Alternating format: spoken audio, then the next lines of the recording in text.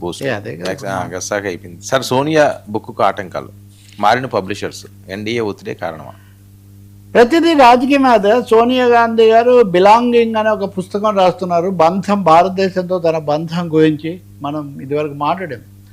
ఆ పుస్తకంలో ఆమె రాజీవ్ గాంధీతో తనకు అక్కడ ఆక్స్ఫర్డ్లో పరిచయం ఎలా అయింది, ఇటలీలో తర్వాత ఆమె ఎలా అది పెళ్లి వరకు వచ్చింది, ఒక పెద్ద రాజకీయ కుటుంబంలోకి చేసుకోవడం, సంబంధం కలుపుకోవడం అన్నప్పుడు తమ వాళ్ళు ఎలా స్పందించారు, ఈ విషయాలన్నీ రాశారు. బహుశా అందులో ఇంకా ఏమేమి రాస్తుంటారన్న దాని మీద కూడా చాలా ఊహాగానం జరిగింది. ముఖ్యంగా ఆమె రాజకీయ ప్రవేశం ఎలా జరిగింది, పివి నరసింహారావు గారు ప్రధానమంత్రిగా ఉండగా వ్యవహరించిన తీరు పట్ల ఆమె అసంతృప్తితో కొంత కినుక వహించి ఆమె రాజకీయాల్లోకి అంతకుముందు రమ్మంటే రాలేదు కదా. ఇప్పుడు ఉదాహరణకు రాజీవ్ గాంధీ హత్య జరగగానే Congress party working committee Sonia గాంధీని అధ్యక్షురాలుగా తీసుకోమని తీర్మానం, ఏకగ్రీవ తీర్మానం చేశారు. అవును. మళ్ళీ ఎన్నికలు వాయిదా పడి జరిగిన తర్వాత కాంగ్రెస్ ప్రభుత్వం ఏర్పాటు చేసే ముందు ప్రధానమంత్రిగా సోనియా గాంధీ ఉండాలని వాళ్ళు తీర్మానం చేశారు. 2 సార్లు ఆమె తిరస్కరించిన తర్వాత పివి నరసింహారావును సీనియర్ నాయకుడిగా ఎంపిక చేశారు. అదంతా మనకు తెలుసు. కానీ ఆ సమయంలో నరసింహారావు వ్యవహరించిన తీరు పట్ల సోనియా గాంధీ కినుక వహించారని, అందుకోసమే ఆయన చనిపోయినప్పుడు మృతదేహాన్ని ఏఐసిసి కార్యాలయం దాకా తేకుండా హైదరాబాద్లో అంత్యక్రియలు ఇవన్నీ చేయించారని అప్పుడు వైఎస్ రాజశేఖర రెడ్డి ఉన్నారు. ఇవన్నీ చాలా కథలు రాజకీయ వర్గాల్లో ఉన్నాయి. అలాగే పుస్తకాలు రాసిన వాళ్ళు సంజయ్ బారు లాంటి వాళ్ళు, లేకపోతే ఇంకొక ఆయన రాశాడు కదా, హాఫ్ లయన్ అనే పుస్తకం రాశాడు ఆయన, వాళ్ళు కానీ వీళ్ళందరూ ఈ ఘట్టాల గురించి చాలా ఎక్కువగా రాశారు.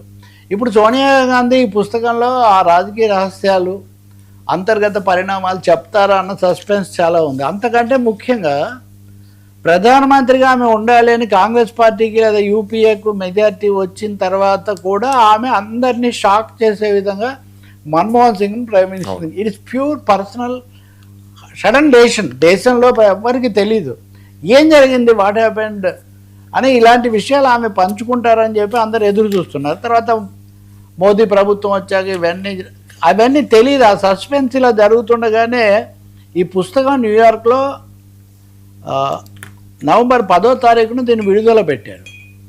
దీన్ని ర్యాండమ్ హౌస్ పెంగ్విన్ వాళ్ళు పబ్లిష్ చేస్తారని దాని కొన్ని సూచనలు ఇవి వచ్చాయి. కానీ హఠాత్తుగా పెంగ్విన్ వాళ్ళు దీన్ని మేము ప్రచురించడం లేదు అని ప్రకటించారు. దీన్ని మేము ప్రచురించడం లేదు, మేము ఈ బుక్ వేయడానికి అన్ని విధాల మేము సిద్ధమయ్యాము. 544 పేజీలు ఈ బుక్కు, కానీ మేము కొన్ని సూచనలు, సవరణలు చెప్పాము ఆ కంటెంట్లో. ఆ కంటెంట్ చేంజ్ చేసుకు రచయిత్రి గారు ఒప్పుకోలేదు. మామూలుగా మేము చాలా బాగా చేయటం కోసమే చెప్పాం కానీ ఒప్పుకోలేదు, కాబట్టి we are no more publishers of that book అని చెప్పి వాళ్ళు ప్రకటించారు. అంటే నిజంగా మిగతా విషయాలతో పాటు రాజకీయ ఒత్తిళ్ళు అనేవి ఎన్ని రకాలుగా పనిచేస్తూ ఉంటాయి. నిజంగా ఒత్తిడి ఉందా లేదా ఇవన్నీ తర్వాత బయటకు వస్తాయి. ఫస్ట్ ప్రింటే 1,00,000 కాపీలు, గ్లోబల్గా చాలా అటెన్షన్ ఉంది. కానీ ఈ సమయంలో కూడా దాన్ని పబ్లిషర్ అయితే నేను పబ్లిష్ చేస్తాను, విదేశాల్లో ఇట్లాంటి వాటికి ఏజెంట్లు ఉంటారు, వాళ్ళు బాధ్యత తీసుకుంటారు, సో నేను పబ్లిష్ చేస్తానని ఆయన చెప్తున్నాడు. కానీ హార్పర్ కాలిన్స్ లేదా ఇలా ఇంకెవరైనా పబ్లిషర్ను మార్చి అయినా సరే అది నవంబర్ 10న అయితే వస్తుంది. ఇప్పుడు మనం ఇందాక రాఖీ గురించి మాట్లాడినట్టే, సినిమాల గురించి మాట్లాడినట్టే, ఇంకా సరే మతం గురించి మాట్లాడినట్టే పుస్తక ప్రచురణ. ఆమె ఉదాహరణకు ఒక కుటుంబంలో చాలా విషాదాలు చూసి చాలా కీలక పాత్ర వహించిన ఒక వ్యక్తి తన ఆత్మకథను గానం చేసి ఆమె గ్రంథస్థం చేసి తీసుకురావాలంటే కూడా దానికి కూడా, అది కూడా అమెరికాలో, దానికి కూడా ఆటంకాలు కల్పించే పరిస్థితి ఉందంటే దేశ రాజకీయాలు ఎంత వివాదాస్పదంగా ఉద్రిక్తంగా నడుస్తున్నాయో మనకు అర్థమవుతుంది. మరి ఆ పుస్తకం బయటకు వచ్చాక మనం చూద్దాం. ఇప్పుడు ఇందులో మళ్ళీ ఆంధ్రప్రదేశ్ యాంగిల్ ఒకటి ఉంటుంది కదా.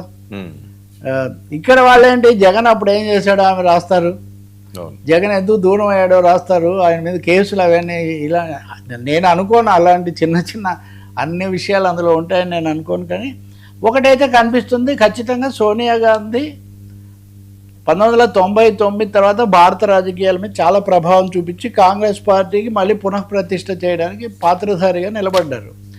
ఈ సమయంలో కూడా ఇప్పుడు ఇండియా టుడే సర్వే ఇందాక చెప్తున్నట్టుగా కొంత బీజేపీ ఎదురుగాలి తగ్గుముఖం పాడుతున్న సమయంలో మరొకసారి ఆమె ఎంట్రీ ఇస్తున్నారు.